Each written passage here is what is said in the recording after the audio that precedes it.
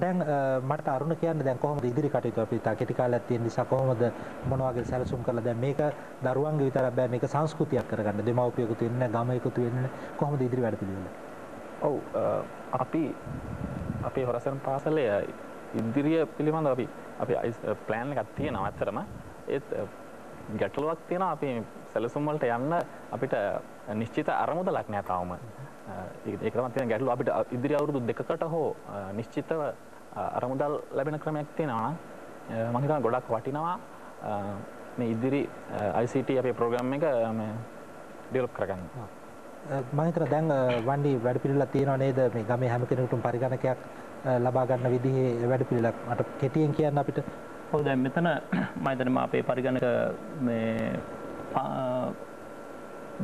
සැලසුමක් තියෙනවා මේකේ අපේ අංක එක විදිහට අපි පාවිච්චි කරලා තියෙන්නේ මේ කම්පියුටර් කාමර ඉක්මනට මේ ඉදිරි කරගන්න.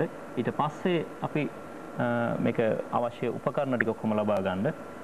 ඊට පස්සේ මේ පරිගණක පුහුණුව මේකෙම එක කොටසක් තමයි ඩිජිටල් බටර්ෆ්ලයිස් නැත්නම් මේ ඩිජිටල් සමනලු කියන වැඩසටහන අපි පටන් අරගෙන තියෙන හැම ළමයෙකුටම ගමේ කම්පියුටරයක් තිබියද මේක අපි කරලා තියෙන ඉතර ලොකු මාංශයකින් නෙවෙයි හැම ළමයෙක්ම හොරයිසන් පාසලට මුදල් එකතු කරන්නේ නැහැ ඒ නිසා ඒ මුදල රුපියල් 100ක් විතර තමන්ගේ බැංකු ගිණුමේ දාලා ළමයෙක් රුපියල් 5000ක් විතර එකතු කරගත්තාට පස්සේ කියන්නේ දෙමාපියන්ගේ අස්වැන්න ලැබෙන කාලේ තවත් වැඩිපුර මුදල් එකතු වෙනවා ඊට පස්සේ හොරයිසන් පාසල හරහා තවත් කෙනෙකුගෙන් කොළඹ වෙන්න පුළුවන් පිටරටක වෙන්න පුළුවන් තවත් රුපියල් 5000ක් එකතු කරලා කම්පියුටරයක් අරන් දෙන වැඩ පිළිවෙලක් අපි සැලසුම් කරේ අවුරුදු දෙකකින් පළවෙනි කම්පියුටර් ගන්න වෙනකොට කියන්න සන්තෝෂයි දැන් සැලසුම් කරලා මාස 6ක් ඇතුළත මේ වෙනකොට කම්පියුටර් 12ක් අපිට ලැබිලා තියෙනවා තවත් ළමයි කීප දෙනෙක් ළමයි 10ක් විතරම මේ රුපියල් 5000 එකතු කරගෙන ඉන්නවා තව කවුරු හරි කෙනෙක් ඒක රුපියල් 5000 ලැබෙනකල් ඒගොල්ලෝ බලන ඉන්නවා පරිගණකයක් ගන්න. ඔව් ඒ කියන්නේ ගමේ හැම කෙනෙකුටම හැම දරුවෙකුටම පරිගණකයක් කියන විදුලියක් දැනට තියෙනවානේ. විදුලිය තියෙනවා. ඔව් දුරකථන පහසුකම් තිබුණා නම් මේට වඩා දුර ගමනක් යන්න තිබුණා නේද? ඔව් සාමාන්‍ය භාෂාවෙන් කියනවා අපිට මැජික් කරලා පෙන්නන්න පුළුවන් අපිට ටෙලිෆෝන් ලයින් එකක් දෙන්න අපි